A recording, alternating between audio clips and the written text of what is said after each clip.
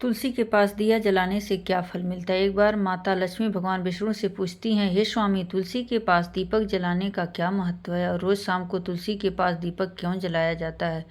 इससे मनुष्य को कौन सा फल प्राप्त होता है? तुलसी के पास दीपक जलाने की विधि क्या है तथा दीपक जलाते समय कौन से मंत्रों का उच्चारण करना चाहिए? कृपया आप मुझे विस्तार से बताइए। तब भगवान विष्णु कहते हैं, हे देवी, आज आपने समस्त मानव जाति के कल्याण के लिए बहुत ही महत्वपूर्ण प्रश्न किया है। आपके इस प्रश्न का उत्तर देने से पूर्व मैं आपको एक प्राचीन कथा सुनाता हूँ, जिससे आपको सभी प्रश्नों के उत्तर मिल जाएंगे। इसलिए आप इस कथा को ध्यानपूर्वक सुनिए। इस कथा को ध्यान से पूरा सुनने मात्र से ही मनुष्य को 100 वर्षों तक तुलसी के पास दीपक जलाने का पुण्य प्राप्त होता है। फिर माता लक्ष्मी कहती हैं, हे स्वामी, इस कथा को सुनने के लिए उत्सुक हूँ। कृपया आप इस कथा को सुनाना प्रारंभ कीजिए। तब भगवान विष्णु माता लक्ष्मी को यह कथा सुनाने लगते हैं। हे देवी, पूर्व काल की बात है। दक्षिण दिशा में तुंगभद्रा नाम की एक बहुत बड़ी नदी है।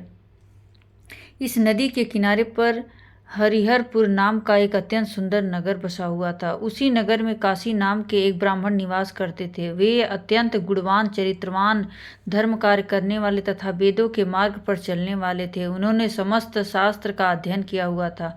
उस ब्राह्मण की एक पत्नी थी, जिसे लोग दुराचार कहकर पुकारते थे, क्योंकि उसके कर्म ही उसके नाम के अनुसार थे। वह सदैव ही अपने पति को अपमानित करती थी। वह अपने पति के लिए कुवाच कहती थी, पति को भयंकर दुख देती थी, पति के लिए कभी भोजन नहीं बनाती थी। उसने अपने पति के साथ कभी शयन नहीं किया, कभी उसके साथ प्रेम के व्यवहार नहीं किया। पति के मित्र, पति परिवार के घर पर आते ही वह स्त्री उसको अपमानित किया करती थी और स्वयं काम भाव से उन्मुख होकर निरंतर अन्य व्यभिचारी स्त्रियों के साथ घुमा करती थी। उसका मन पति को छोड़कर पराये पुरुषों में लगा रहता था। उसने कभी अपने पति से प्रेम की बात नहीं की, किंतु पराये पुरुषों के साथ बैठकर बातें करती थी। पराये पुरुषों को मोहित करने के लिए सज धज कर गाँव में घूमने जाया करती थी। कभी वह मन में किसी वृक्ष के नीचे खड़ी होकर सुंदर पुरुषों की राह देखने लगती और किसी दुष्ट पुरुषों को मोहित करके उसके संग भोग विलास किया करती थी।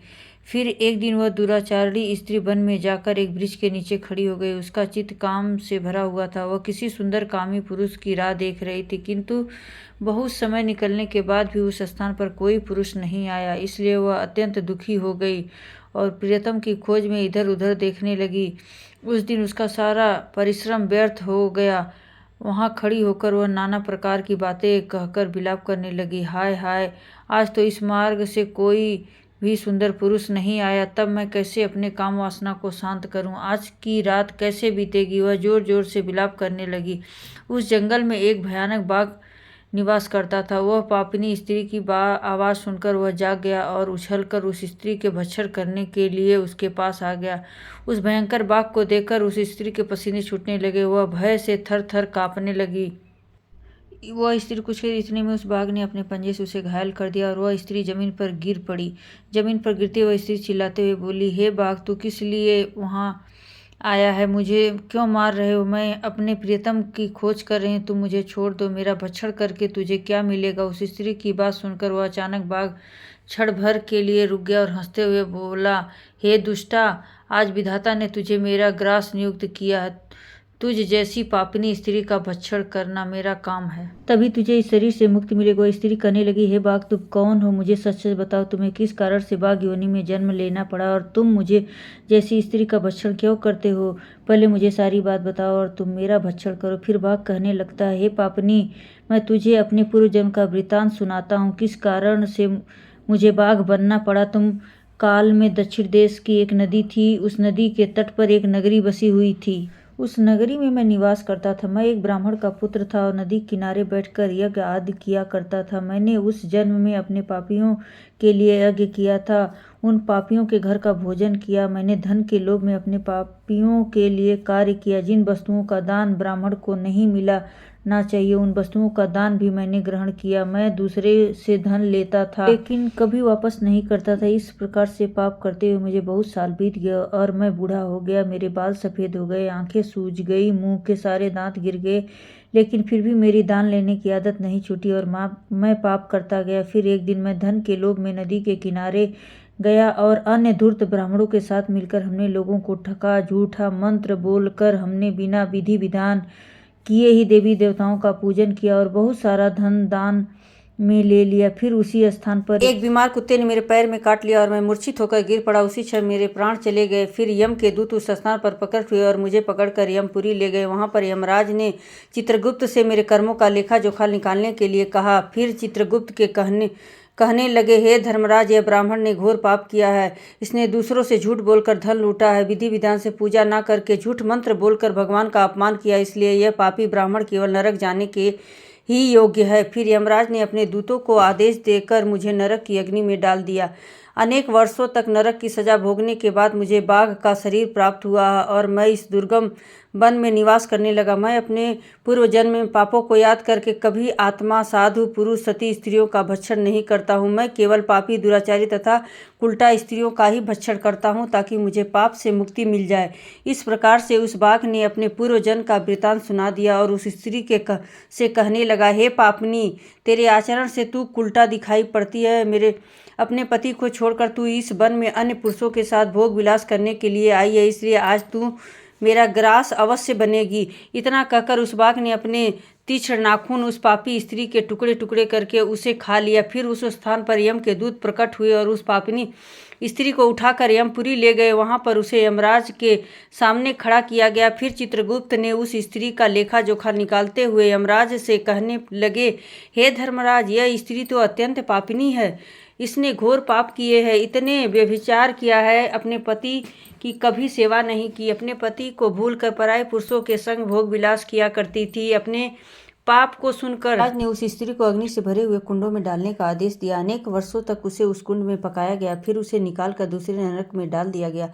इस प्रकार से उसे अनेक वर्षों तक अलग अलग नरकों में डाला गया और नरकों में डालने के बाद वह महापापी स्त्री पुनः स्त्री पृथ्वी लोक पर आकर चंडाल के रूप में उत्पन्न हुई। चंडाल के घर में जन्म लेकर वह फिर से अनेक पाप करने लगी, व्यभिचार करने लगी, अनेक पापी पुरुषों के संग विहार करने लगी। कुछ समय बाद पूर्व जन्म के पापों के कारण उसे कोढ़ का रोग हो गया और वह भयानक पीड़ा सहन करने लगी। उसका अंग अंग जलने लगा, उसके नेत्रों में पीड़ा होने लगी। इस दुख को सहन करती हुई वह दिन बिताने लगी। दिन भर वह तीर्थ में स्नान करने के उद्देश्य से अनंतपुरा में चली गई। वहां पर वह एक आश्रम के बाहर निवास करने लगी। वहां पर आश्रम में एक तुलसी का पौधा था। अन्य स्त्री को वहां पर तुलसी के पास दीपक जलाते हुए देखकर वह पापी स्त्री ने भी वही किया। उसने तुलसी के पौधे के पास एक दीपक जला दिया। फिर उसी रात हृदयघात से उसकी मृत्यु हो गई और यमराज के दूत उसे ले जाने के लिए वहां पर प्रकट हुए। जैसे ही यम के दूत उस पापी स्त्री को पास में बांध कर ले जाने लगे, तभी भगवान विष्णु ने दो पार्षद उस स्थान पर प्रकट हुए और उन्होंने उन दोनों को रोक लिया और कहने लगे, हे दूतों, इस स्त्री को तुम छोड़ दो। यह स्त्री नरक जाने के योग्य नहीं है। तुम उसके आदेश से ऐसा अधर्म कर रहे हो। फिर यम के दूत कहने लगे, हे पार्षदों, यह यमराज के आदेश से इस पापी स्त्री को उठाकर ले जा रहे हैं, किंतु आप हमें किस कारण से रोक रहे हैं? यह स्त्री अत्यंत पापी है, इसे नरक में ले जाने की आज्ञा मिली है। फिर पार्षद कहने लगे, हे दूतों, यह स्त्री तो विष्णु भक्त है, यह नरक जाने योग्य नहीं है। इसमें श्याम को तुलसी के पास दीपक जलाया, इसी कारण से इसे समस्त पाप नष्ट हो गए, इसलिए अब यह नरक जाने के योग्य नहीं है, यह स्वर्ग जाने की अधिकारी बन चुकी है। पार्षदों की बात सुनकर यमदूतों ने उस स्त्री को उस स्थान पर छोड़ दिया और यमलोक लौट गए। वहां जाकर उन्होंने यमराज को सारा वृतांत सुना दिया। फिर भगवान विष्णु के पार्षद उस स्त्री को दिव्य विमान में बिठाकर स्वर्गलोक ले गए। भगवान विष्णु कहते हैं, हे देवी, इस प्रकार से तुलसी के पास केवल दीपक जलाने मात्र से ही मनुष्य के सभी पाप नष्ट हो जाते हैं। जो स्त्री नित्य शाम को तुलसी के पास दीपक जलाती है वह सौभाग्यशाली बनती है, उसके पूर्व जन्मों के सभी पाप नष्ट हो जाते हैं, उसे सुख समृद्धि की प्राप्ति होती है। रोज तुलसी के पास दीपक जलाते समय इस मंत्र का उच्चारण करना चाहिए। ओम तुलसी देव्यै च विद्ये विष्णु प्रियाय च धीमहि तन्नो बृंद्या प्रचोदयात्, जिसका अर्थ होता है, हे विष्णु प्रिय तुलसी, मैं आपको नमन करती हूँ, आप मुझे उच्च बुद्धि दो। हे वृंदा, आप मेरे मन को रोशन करें। भगवान विष्णु कहते हैं, हे देवी, हजारों अमृत के घड़ों से नहलाने पर भी हरि विष्णु को उतनी तृप्ति नहीं होती जितनी वे मनुष्यों के द्वारा तुलसी का एक पत्ता चढ़ाने से प्राप्त करते हैं। 10,000 गौ दान से मानव को फल प्राप्त करता है, वही फल तुलसी पत्र में दान में लेता है और मृत्यु के समय अपने मुख से तुलसी पत्र का जल पा जाता है वह संपूर्ण पापों से मुक्त होकर भगवान श्री हरि विष्णु के धाम जाता है। हिंदू धर्म में तुलसी के पौधों का महत्व सबसे अधिक है। इसकी सबसे पहले पूजा भगवान विष्णु ने की थी। भगवान विष्णु कहते हैं, जिस प्रकार से देवी लक्ष्मी से वैकुंठ को ऐश्वर्य प्राप्त है, उसी प्रकार से वैकुंठ में तुलसी के कारण ही पवित्रता प्राप्त है। पृथ्वी लोक पर तुलसी का पौधा होगा, उस स्थान पर कभी बुराई का वास नहीं होगा। ऐसा स्थान सबसे अधिक पवित्र होगा। इसी कारण से हमने हमारे घर में तुलसी का पौधा अवश्य लगाना चाहिए। इस प्रकार से भगवान विष्णु ने तुलसी के पास दिया जलाने का महत्व बताया है। वीडियो अच्छी लगे तो लाइक सब्सक्राइब